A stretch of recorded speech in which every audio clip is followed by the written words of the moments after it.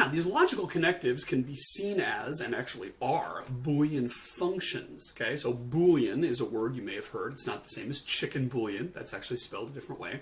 But a Boolean variable is simply something that is true or false. Okay, so it's the simplest thing in the world. And a Boolean function is simply a function whose inputs are Booleans and whose output is a Boolean. So you will recall that we talked about functions a lot in a previous episode, and we talked about the domain and the codomain, which basically is what are the set of things that the input is drawn from, and what are the set of things that the output can be produced from, right? So if you look at a Boolean connective like that one, that's and, right? That can be seen as a function in the relation sense from B cross B to B. All right, so let's review what this stuff is. Let's just say B, we're going to define that as the set true, false. So that is our set of Boolean values. It's just a set, just in the episode 2 sense, right? Now, when we say B cross B, of course, we mean the Cartesian product between B and B. And so that's going to be a set of ordered pairs, true, true, true, false, false, true, false, false. Okay, so that's what B cross B is. Now, if you remember your notation for functions, this thing means what's coming up as a function. This thing right here says that is what the domain of the function is. That is what the set of inputs is. And there is the codomain, which is the set of possible outputs.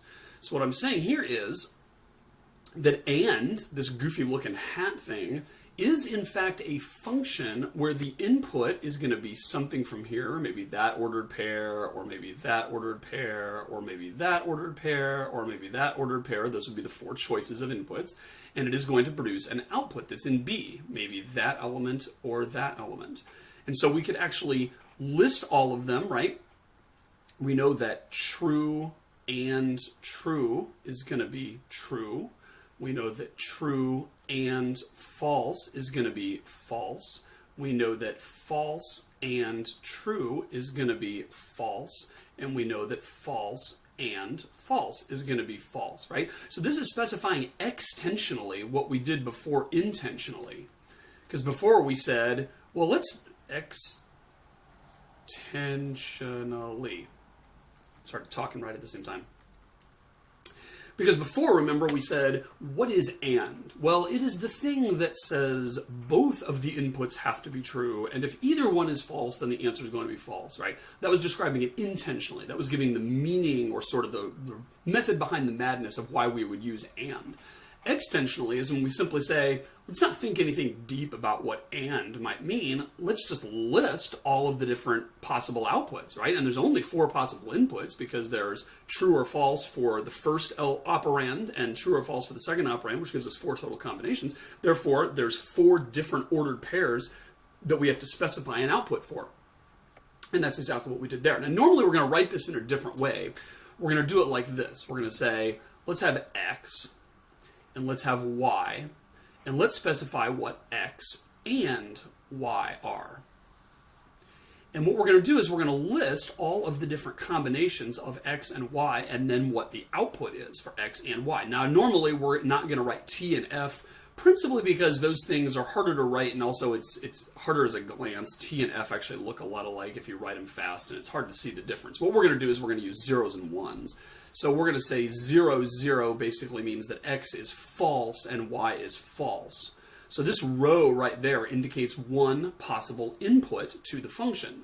The input's going to be an ordered pair, and if you want to think of it like this, you can. You can think of 0, 0 as being the input, or you can think of false, false as being the input. But we're obviously, or normally not, we're going to write the bananas. We're just going to list the possible ones, and it's going to be like this: 0, 0, 0, 1, 1, 0, 1, 1. And this will probably ring a bell from the last episode when we, listed various countings in binary, right? If we count from 0 to 3 in binary, this is exactly what we get. Count from 0 to 3 in binary, we get 0, 0, 0, 1, 1, 0, 1, 1. And that's exactly the 4 ordered pairs we get right there. So all these things tie together. And then we're going to say this is 0, 0, 0, 1. And the way I got that was we're simply going to say what is the output, what is the value of x and y for each possible input. And if x is 0 and y is 0, then that means x and y is 0. And if x is 0 and if y is 1, then that means x and y is 0.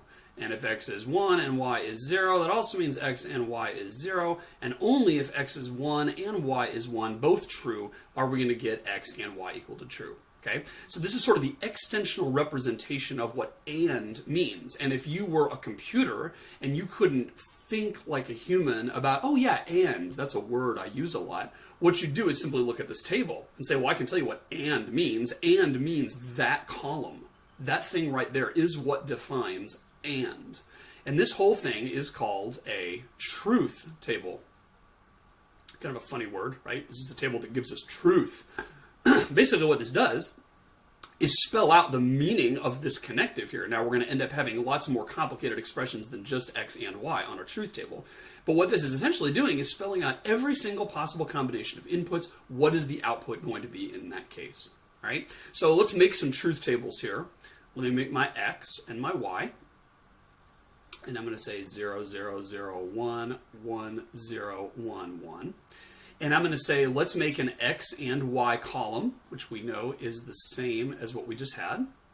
Let's make an x or y column, which I think you'll realize is 0, 1, 1, 1. So think that through. X or y is always going to be true as long as either one of the inputs is true. So if x is true, x or y is true. If y is true, x or y is true. If they're both true, then x or y is true. The only way x or y can be false is if both inputs are false, right? So all this is doing is spelling out explicitly what you already know intuitively about what that means, right? Let's do x or y. And I think you'll realize that one's going to look like this. Same as or, except that that guy's is 0, because if both inputs are true, we want a false now. Then there's this weird one that is hard to get our head around, right? X implies y. And that is going to be 1, 1, 0, 1. Stare at that. That is the most important column in this table in many ways, because as I said, the way artificial intelligent expert systems work is with that operator, baby.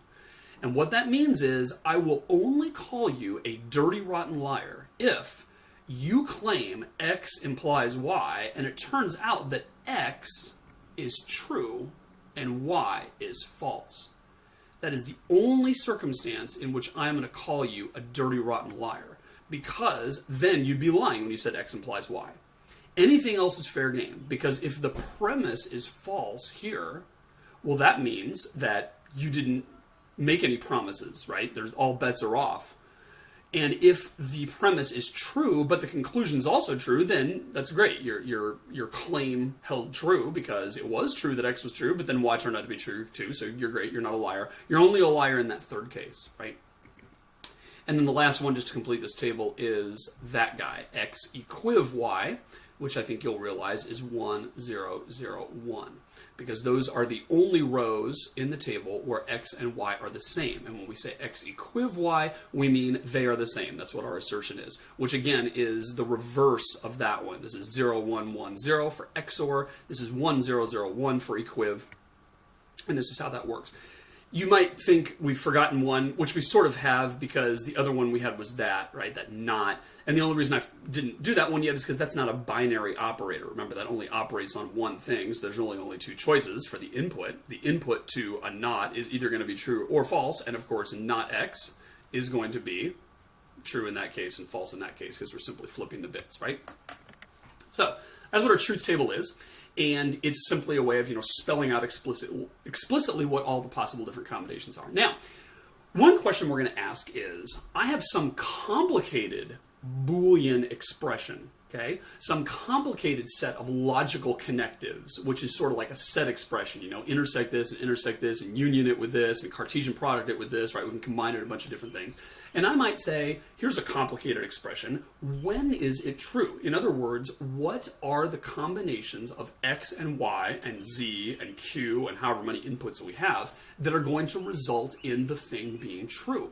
So we know that if we're asking about x and y, and I said, what are the set of inputs which will make x and y be true? The answer is x has to be true and y has to be true. Okay, 1, 1 is the only input that's going to give a 1 output. But what if it's something more complicated? Let's take something like this. What if we say x and y or not x? And we want to say, what are the values for x and y that make that true? Under what circumstances is that more complicated Boolean expression true? The answer is you can, for very simple ones, and even this one's probably beyond me, you can work it out intentionally in your head. But most of the time, you're just going to crank it out with a truth table because the truth table always gives truth. So here's what we're going to do. We're going to say we have 2 inputs, x and y. How do I know that? Well, because I only see x and y appearing in this thing. If there were a third one, we'd need to add a third column to our inputs here. If there were 7, we'd need to have 7 columns to our input. Ask yourself this question: how many rows is the truth table going to have if I end up having 7 inputs? Food for thought. We'll come back to that. So let's make our different possibilities here. 0, 0, 0, 1, 1, 0, 1, 1. Now, to work this out, what we're going to do is just do it in pieces here. Okay? So one of the things I need to know to figure this out is x. Well, we already know that because we have that just as one of our inputs.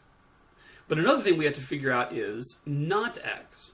So what I'm going to do here is make a new column for this table called not x. And I'm simply going to set this column equal to the values of not x. So what is the value of not x? Well, if x is 0, as it is in the first row, then not x is going to be 1. And if x is 0, as it is in the first row, then not x is going to be 1. And if x is 1, as it is in the third row, not x is going to be 0. And if x is 1, as it is in the fourth row, not x is going to be 0. So you see all we did was compute for each row, for each possible input, what would be the value of not x. And we're going to use that as a building block to make this thing. So now we're going to ask ourselves, what is y or not x? And we'll make another column for that, y or not x. And now's where the way to do this is you basically kind of squint at the screen and you try to block out everything except the columns that you're interested in. So right now to compute this, we are interested in that column and that column because those are the 2 things that are involved in y or not x. So all we have to do is OR those 2 columns together. So that means we say 0 or 1. Is that true or false? That's true. Because OR is always true if either one of the inputs, or both, are true. And in this case, we have 1 true input, 1 false input, therefore we get 1 as the answer.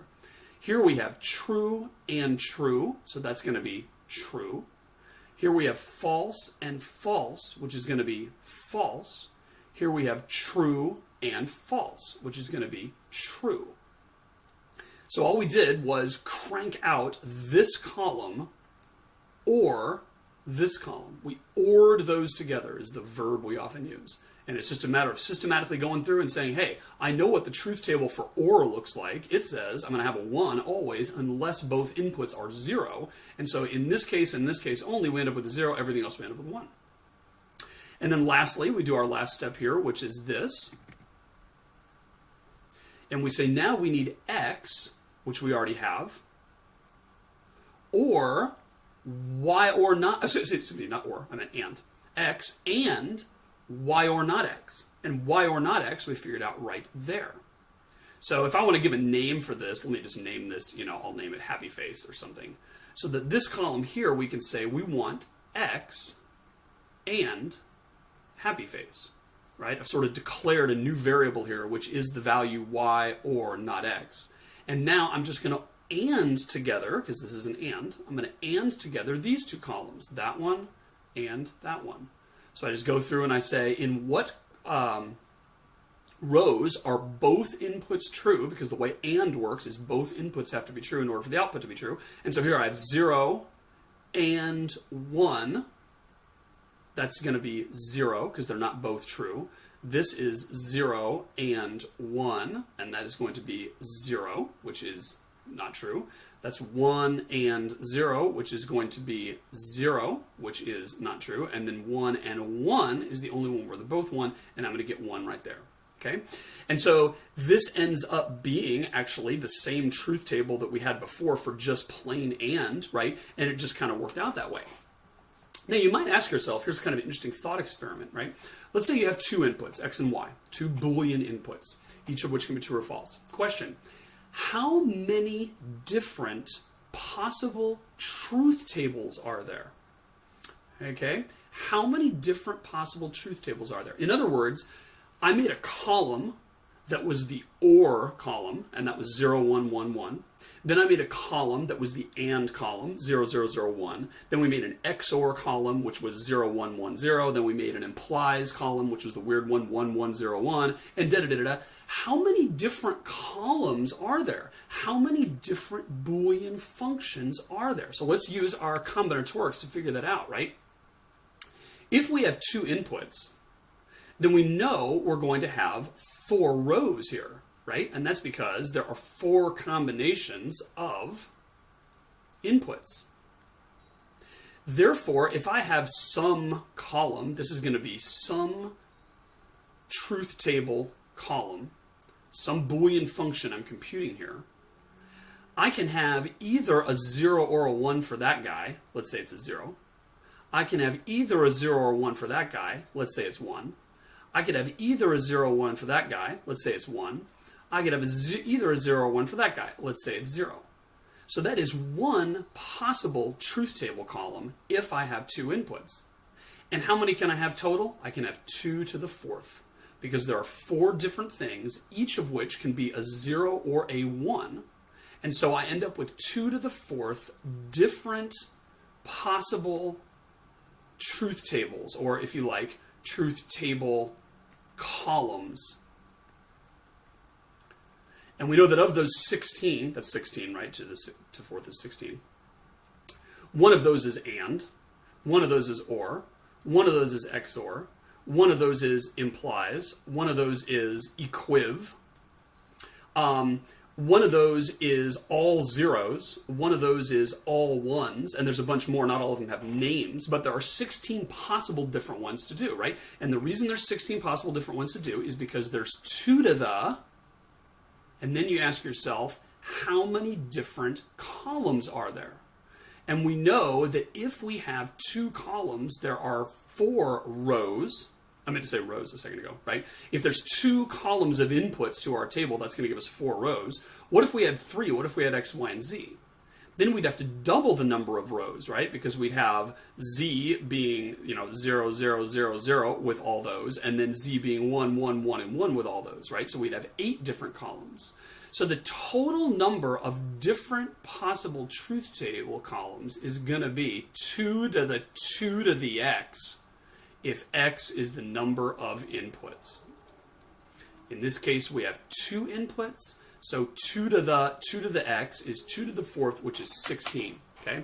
So if I asked you, let's say you had 7 inputs, and I said, how many different possible Boolean functions are there with 7 inputs? The answer is going to be 2 to the 7th, which is a really, really, really big number if you figure it out. In fact, if I had 8 different inputs, then 2 to the 8th is actually more atoms than there are in the universe. That's how big that is, okay? So the number of possible different functions explodes exponentially, actually exponentially, right? It's 2 to the, okay?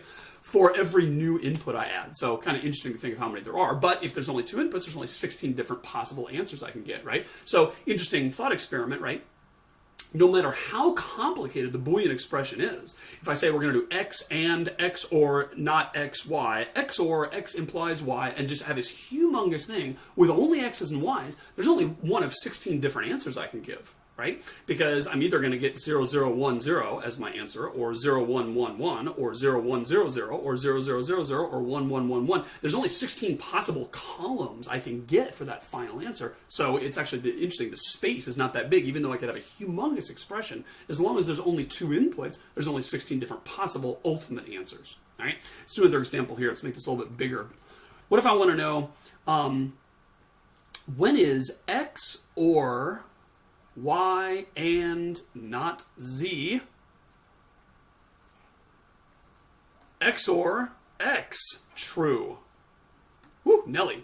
So this is a case where I have 3 inputs, X, Y, and Z. And so I'm just going to list those as 0, 0, 0, 0, 0, 1, 0, 1, 0, 0, 1, 1, 1, 0, 0, 1, 0, 1, 1, 1, 0, 1, 1, 1. And the reason I listed them in that order is just because I'm counting in binary, right? That's a binary 0. Decimal 0 is that number in binary. And that is 1. And that is 2. And that is 3. I'll stop writing the base 10. 4, 5, 6, 7, right? Another way to do it, again, is to just say, well, take the rightmost column and just alternate zeros and ones. 0, 1, 0, 1, 0, 1, 0, 1. Then take the next left column and alternate half as fast. 0, 0, 1, 1, 0, 0, 1, 1. And then take the next column and alternate half as fast again. 0, 0, 0, 0, 1, 1, 1, 1. And then if we added another input and another input and another input, we keep alternating half as fast, half as fast, half as fast. That's going to build us a input table, right? Okay, so let's figure this out. What are we going to do? We're going to say, well, let's figure out not Z first. That's kind of our first inner component. Not Z is simply going to be flipping all the bits of Z. So we get this. Now, I know you're thinking you can do some of this in your head, and you can, and, just, let the buyer beware. It's progressively harder to keep track of it all. So to me, I think it's safest to just write it all out, right? Here we could say, well, we don't really need a not Z column. We could just do Y and not Z in our head, looking at Y and Z. And we could say, well, this is going to be true every place that Y is a 1 and Z is a 0. If you can do that, I'll tip my cap to you. But I find it easier to just say, let's just crank this out. We know that AND here is only true when both inputs are true. So let's look at this input and this input, because we are, after all, doing Y and not Z. So those are the 2 things we're ANDing. And let's just AND them together. So we're going to get 0, 0, 1, 0, 0, 0, 1, 0. You can check my algebra there. Check my Boolean algebra. But I'm basically just trying to block everything out of my brain except the 2 columns that I've marked here, squinting, only looking at those 2, run my 2 fingers down the columns, and just saying every place there's 2 1s in those 2 columns, put a 1 here, everywhere else put a 0 there.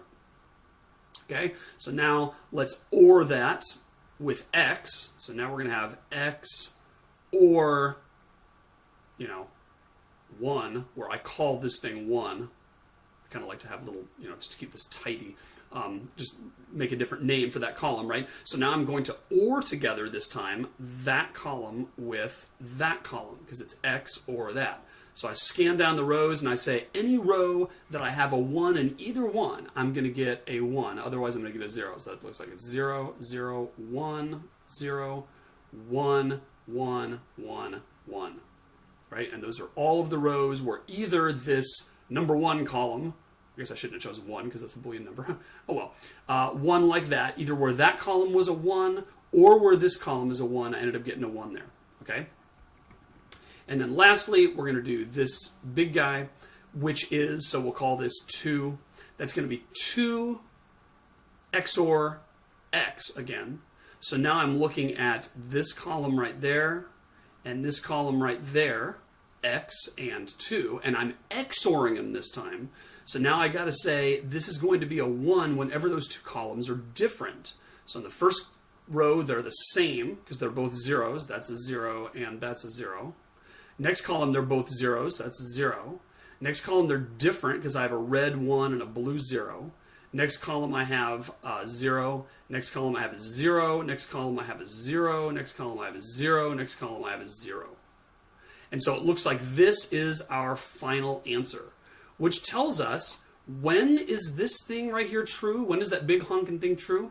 Well, it's going to be true only for those inputs, right? Any other combination of inputs gives us a 0 over here. The only one that gives us a 1 is this one right there, which means this. If someone claims this is true, let's say someone comes up and says, you know, dude, I don't know whether X and Y and Z, whether they're true or not, but I do know this. I do know that X or Y and not Z, all X or X, is true.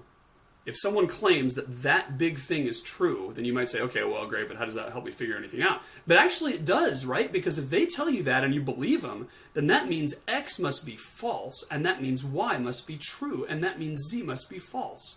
Because those are the only inputs that give us a true value for that thing, right? So this, again, is a way of making logical deductions based on different conclusions. And notice here, this is sort of a meta point, right? Notice that that is true. We can count on that regardless of what X and Y and Z are, right? X might be the proposition that the Earth is round. Y might be the proposition that the Orlando Magic win the NBA championship next year. Z might be the proposition that I have 2 left feet, right? Who knows what they are? What we do know is that if X or Y and not Z, all X or X is true, then X is false, Y is true, Z is false, regardless of what those things stand for. So again, this is a matter of formal reasoning where we say, you know what? We only care about the form, not the matter. Because whatever X, Y, and Z stand for, who cares? We can reason out that X is false, Y is true, Z is false, if we know that thing is true. And that is sort of how automated inference engines work, right? They do automated reasoning based on exactly those kinds of things. Interesting. Let's do some quick review. Under what circumstances is X and not Y true? First thing we're going to do is make a not Y column, because that's our first sort of, building block that we need. And again, I strongly urge you to work this out on paper and see if it matches what I've gotten here, right? Second one is we actually compute that, right? So what I'm going to do here on these slides is put it in purple. Purple is the thing we're using right now. So you can sort of block everything out except purple in order to compute the red thing. So the red thing is what we're currently on. The purple thing is the current thing that matters for the red thing. How do we compute not Y? Well, we simply take the purple column, flip all the bits to get this red column, not Y. The next step and last step is to figure out X and not Y. So we're simply going to take this left column here and it with the not Y column. And when you do that, again, all we care about now is X and not Y. So block out everything black and just look at things that are purple. And we will compute this X and not Y, and it gets this. So this is your final answer for when X and not Y equals true. If someone told you X and not Y equals true and you believe them, you would know that X is true and Y is false, because those are the only way to get that. All right, let's try a bigger example here. Look at this monstrosity. Under what circumstances is that humongous gnarly thing true? What's the first step going to be? Let's do this step by step.